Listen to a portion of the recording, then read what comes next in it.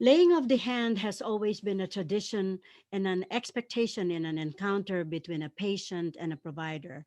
COVID 19 has forced us to go against that grain and rapidly transformed in person to virtual visits from 2% to almost 80 to 85% of all clinical encounters. What is the cost of this transformation? Will it be here to stay? And who will pay for these services eventually? How does this technology unveil the already existing inequity in health? How will we cope with this change? In this podcast, we will hear Dr. Topher Sharp share with us this rapidly evolving technology and how it could be used to our advantage. Good afternoon. Welcome to Medicine for Podcast. I'm your host. I'm Julieta Gabiola. May I introduce you today to my esteemed colleague, Dr. Topher Sharp, who is the Chief Medical Information Officer at Stanford Healthcare. Topher wears multiple hats. He's an internist with clinical responsibilities in both the inpatient and the outpatient settings.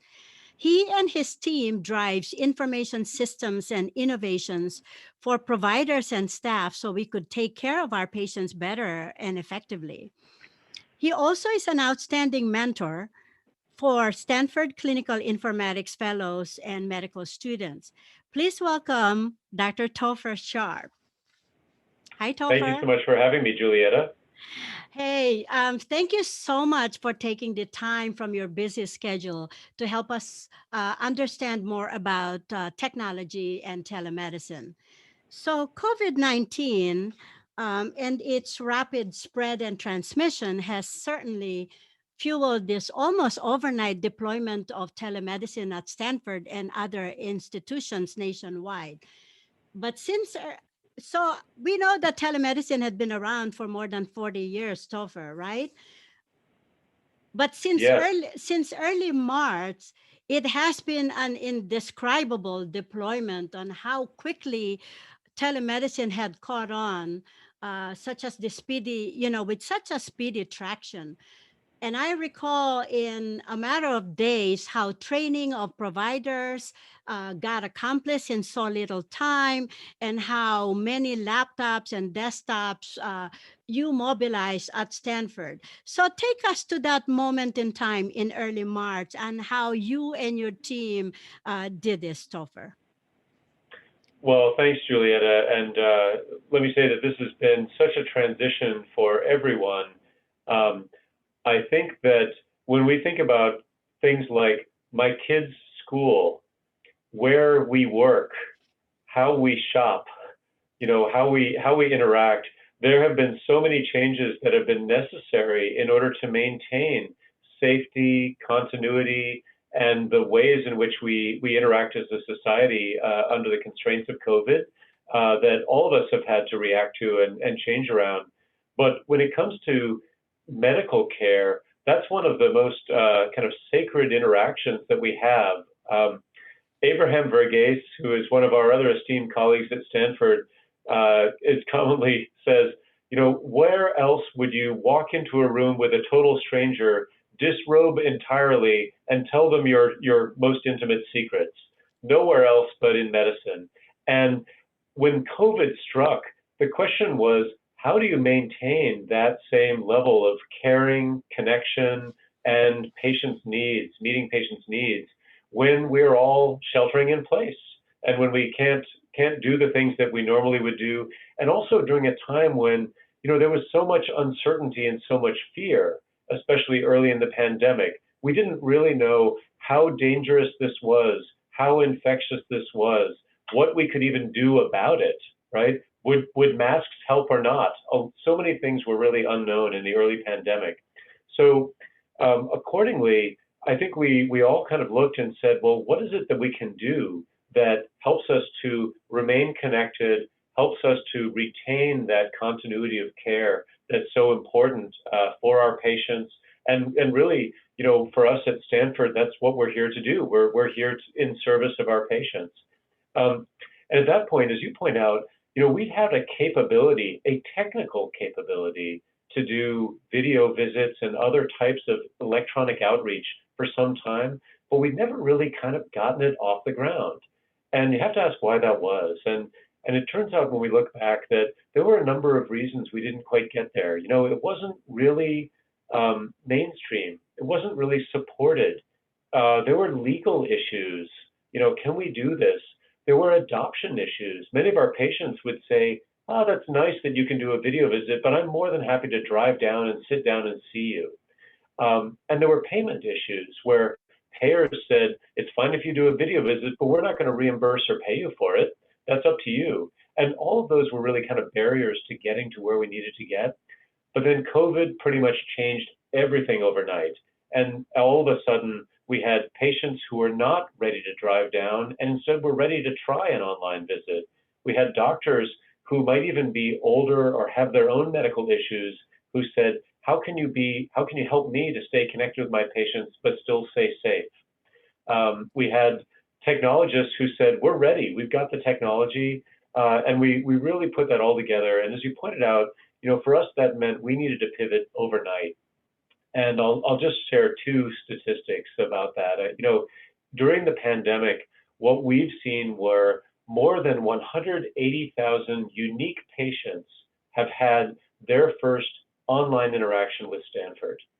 And so if you think about patients who previously said, I'm not so sure if that's for me, 180,000 of them have now jumped on and said, in the pandemic, this is for me. I want to do this with you.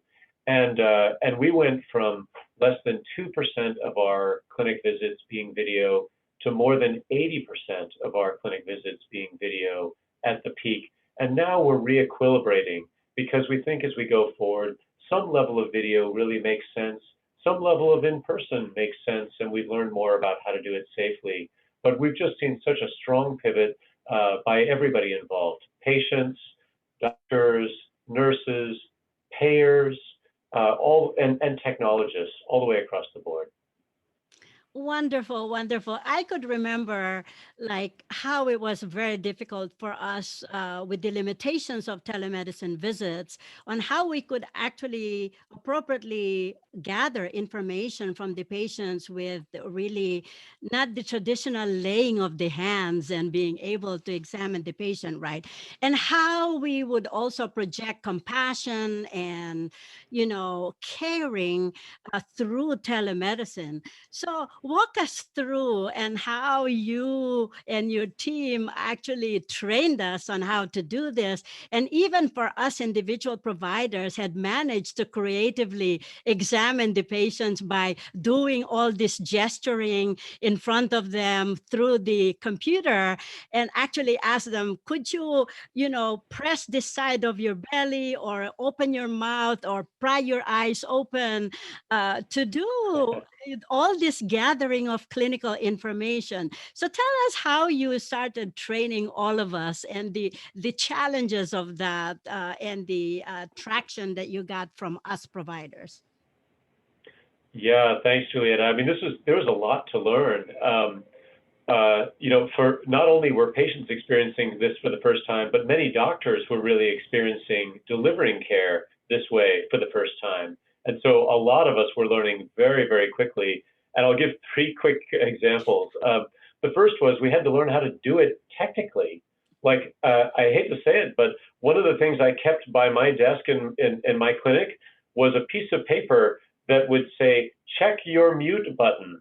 Because I would be on the screen with my patient and I would see them, but I couldn't hear them. And I'd have to say, you know, check your microphone. And I'd hold up a piece of paper that said, please check your microphone, because my patients would be struggling trying to convey to me. And so, you know, we had a weird time where doctors were sometimes like technical support. And we had to learn how to do that, as well as do the other things that make the visit right. So first of all, we all had to figure out a lot about the tech, you know, to learn the tech. That was a new experience. The second, as you point out, is, you know, we couldn't lay hands in the same way, so we had to learn new techniques. You know, telling a person, open your mouth, say ah, and lean into the camera. felt really different than the way we would do it in the clinic, right? And but there were ways to learn how to do that, and our colleagues really rose up and found the right ways to do that. Then they created little learning videos that we quickly circulated to all of our doctors, so we could watch some of the best practices and learn, oh, you can instruct a patient on how to help you do the exam. You know, if a person has back pain, you can ask them to set down their camera, back up, stand up, bend forward. Can you bend to the side? Can I watch you walk? You can really learn a lot about how severe or how significant their problem is, you know, through these very simple techniques. So that was really a big learning. And the third thing we learned was that, you know, creating that sense of connection and compassion on a video screen is not the same. And the example I'll give to this was, you know, we had to train people, look at the camera, because when you do, the patient feels you're looking at them. Like, it sounds dumb, but we'd be looking down at our shoes or looking at our notes or looking at something else. And, you know, if you're a patient, you would say, what are they doing over there while they're talking to me? Are they paying attention to me? And so we just had to learn a lot about how to, you know, make new connections through this new modality. Yeah, yeah, it's such a wonderful experience to see individual, like individual practitioners on how to they deal with this, right? But it's such a pleasant experience also to see on the computer the background information that we get, like who are the patients living with and what is their bathroom looks like and the pictures on the walls and their kitchen and stuff like that. So it is really just wonderful. It's like it brings me to their home. It's like making a home visit. It's really true. And I think some of our doctors have said, you know, long ago, I remember going to patients' homes. Now I feel like I'm doing that again. That really brings me some joy in the midst of other things that I have to learn that might be a little more challenging for me. But that's a really cool aspect, and it really is true. I know for me, I've seen my patients with their children. I've seen my patients with their spouses. You know, I've seen my patients in their environment. I've had patients hold up their pill bottle and put it right in front of the camera so that I can make sure we're talking about the same medicine as we're communicating about how to make an adjustment. And that's a real positive. So, you know, for us, as you point out, there was just a lot of rapid learning. We had to start to learn ourselves how to make this really right, and how to make care delivery happen in that way. And I'd point out one more thing about that, you know, as we go forward, this won't go away. You know, all the signs would say that we're going to continue to want to connect with people in the right ways. And it turns out that video sometimes really is the right way, pandemic or not. You know, there are people, you know, I have patients for whom it is very difficult for them to get to my office. And whether that is because it's difficult because it's physically difficult for them to get here, or I have some patients for whom it's 4 bus rides and, you know, half of the money that they had for the week to be able to get here. And that's not okay either. There are really ways that we can use this to bring ourselves into the home, help meet people where they're at. And when it's right to do, that's really something that's a big advantage. I'm glad that you brought that, Topher, because it really decreases um, the time for their transportation, parking, and you have to pay for parking, or they can't find parking at Stanford. And then even for busy professionals, they don't have to take that time away from the office, right? So but then my concern is people who do not have the resources for this type of technology, and or who cannot be trained to do this remotely. So how do we set the stage to be able to cope with that particular group of patients with no internet access, or they can't learn the technology, or whatever? Julieta, that's such an important question. And I think about this a lot because COVID has really unearthed some of the inequities that we have in healthcare and in our society in general, as we know. We know that some populations are so much more affected than others. And that's not just a clinical problem, it's a social problem. where, even in our community, we have some members for whom sheltering in place is not hard. They can work from home, they can live at home, they have the resources, they have the means, they have a large home for a small number of people. And then we know we have other populations which are completely the opposite. They are essential workers who must go out into the workplace.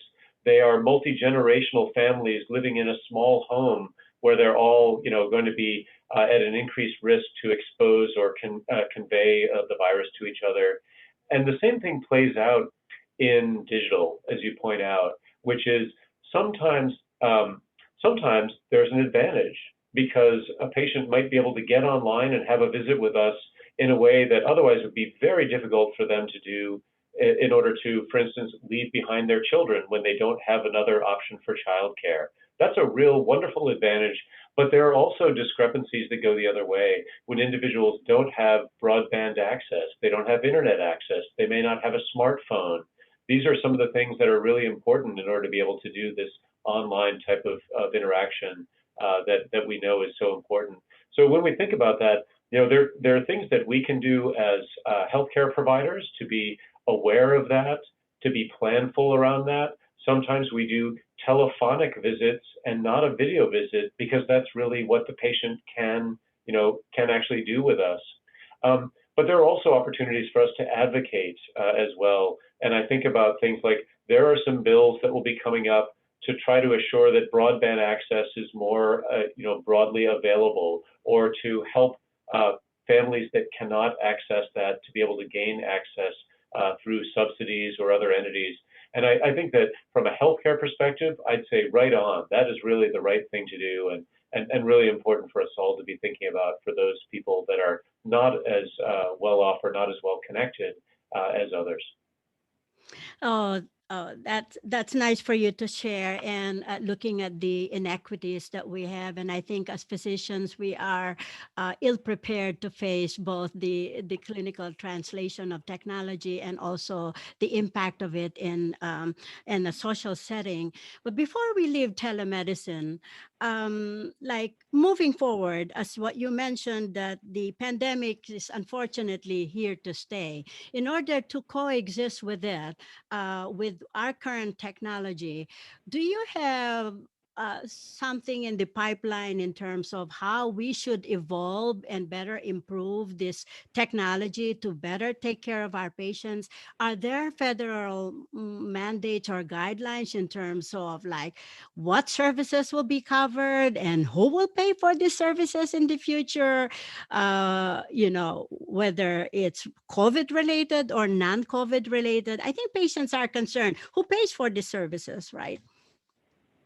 Yeah, that's important, Julietta. I mean, if we think about healthcare disparity, a lot of that comes down to economics.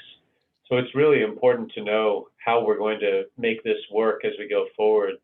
Um, First, I guess I'd say that COVID has been an extraordinary learning opportunity for us as a country, right? We've started to learn that there are other ways we can deliver healthcare, but there's still a lot of unanswered questions. Like, when we do it this way, is it at the same quality as it would have been if we had met in person?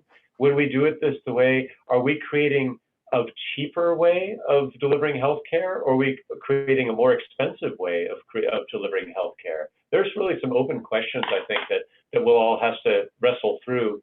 But it's pretty clear that we have opened up an opportunity and a channel that we've never had before.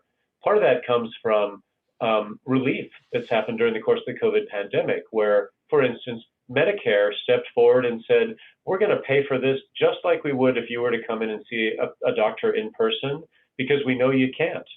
So we're going to make this a one for one, and make this right. And other payers, other insurance entities have all come forward and said the same. As we start to emerge into the new normal, there's been a lot of good push to retain that and to make that still available for patients and for their doctors to be able to engage them. That's happening at a national level, happening at a state level, but there are some really important pieces around that will be important that our Congress people have to really wrestle through and try to make right as we go forward. Right now, I guess what I'd say around this is that there's not really an end in sight for COVID, it's going to take a while to work through this. And everything that I have seen says that our country and our payers are committed to supporting us through that time to be able to continue to use virtual interaction. And I'll go one step further and say there are a few other things that are going to be pretty interesting that are coming down the pipeline too. And these are things like, well, how could we maybe monitor you in your home to know that you're okay? You know, if you have COVID, could we monitor and follow how you're doing? Maybe your oxygen levels, your blood pressure, the other things that could help us know. And how can we pay for that too? Because that might help you stay out of the hospital. And hospitals and emergency departments are very expensive places for everybody. So I think we're all seeing there's really new opportunity here, not only to take care of people in the right way, but also to drive down that total cost of care that all of us as individuals and as a nation are pretty worried about. And so I feel very optimistic about the opportunities for us to learn through COVID and really advance in the right way. Good to know. Good to know. Um, Thank you for sharing that, Topher. Now, I recall, remember in 2006 when we deployed our first electronic medical system, electronic medical records. So we deployed it right around 2006 when you were one of the pioneers who held our hands and shepherded us towards this new innovation. And then remember how it was so difficult to change the way we practice from the chart model or paper model to all computerized system and the challenges with that. How could you parallel that experience with now the telemedicine and other new technology coming up here in terms of innovations in medicine? Well, I guess I'd say it's a great point that medicine doesn't sit still. Things are constantly changing in medicine, and whether we're a patient, a doctor, or anybody else involved in medicine, I think the rate of change is something that you have to acknowledge. It's really remarkable how much things are changing, and I'm a, you know, you know this as well, Julietta, that what we learned in medical school when we were in training, probably less than 50% of that is still true because it's constantly changing so quickly. What we know and what we know is right to do. I think that as you point out, there's big changes that technology brings as well to medicine, and this is just a part of that continuum. None of us who are in medicine came into it because we thought we knew it all and we were going to be good just with that. We all came into it because we wanted to be continual learners. This is another opportunity, I think, for us to continually learn what it means, how it works, when it's really useful and when it's not, when it's right and when it's not, and sort of what are some of the great things and what are some of the challenges with it. Virtual care won't be all things. I heard a recent anecdote that I'd love to share from one of my colleagues. He said, the sicker you are, the more human you want the interaction to be. If you're just a little tiny bit sick, whatever, I'll just go online and figure it out. I'll be happy. Or maybe I'll just see my doctor, or maybe I'll see any doctor. I don't care, just somebody who helps me figure it out. But if I'm really sick, I want that one trusted doctor. I want to be as close as possible to that person, physically, emotionally, mentally, in my concept of my understanding. I want to be really, really close. And I thought that was really fascinating to think that, all of us are getting more comfortable, working through virtual when it really is convenient and it really is, kind of right-sized to our needs. But, when the going gets tough, we all need to figure out how we get really, really close, up personal, and just make sure we're really very, very connected. And I think that's something that we're all going to have to work on still learning when it comes to this. Oh, thank you, Topher, for contributing to the exploration of humanity and humanism in medicine. How are you doing in terms of your home front and all these changes that we are facing? I'm sure your kids going to school and that changed as well. So the dynamics at your home it had also changed. How are you doing with that? Well, I mean, I think I have a lot of empathy for others. I have 3 children at home. They none of them have been able to go to their schools. They're in high school, middle school, and elementary school. Each of them have been figuring out what it means, how it works. And my wife and I both work, so there are days when, and we're both physicians. There are days when we have to be at the hospital. So we've had days when my 15-year-old is helping my 10-year-old make sure that he's on his Zoom on time, and that's a weird feeling, to have that be so different than our prior experience. But I would say that, like many families, we're all adopting and adapting, trying to figure out how to make this right. Um, I've found that, there are times when I have to tell my kids, you have to go outside. Even if you can't be with other kids, you have to go outside now because you've been on the screen too long today. And so I think that, for each of us, there are lots of ways that we've had to adjust. I personally feel blessed that I've been able to continue working, that I've been able to see my kids continue their schooling and their training. I've been able to see, in some ways more of my family because commutes are less and some of the other requirements are less. But I also think that we all feel a sense of loneliness and a little bit of disconnection that we miss so much about our friends and our family that we can't see in ways that we did before. So I kind of feel like my heart goes out to everybody else who I think also are in our homes or in our places where we're trying to make do and make it right. Thank you so much, Topher. Final message to our listeners? Final message, boy, I guess I'd say we're all in this together. And, I think that technology has made this pandemic very different than I would imagine it might have been if it happened 10, 20, or 50 years ago.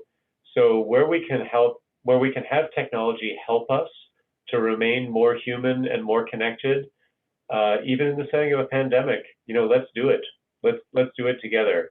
I think from a perspective as a physician and just a perspective as a member of our community, I think we all need to figure out the very best we can do during this time. And I thank you, Julietta, for creating another way to help us stay connected and help us all learn from each other and hopefully help us be better for it.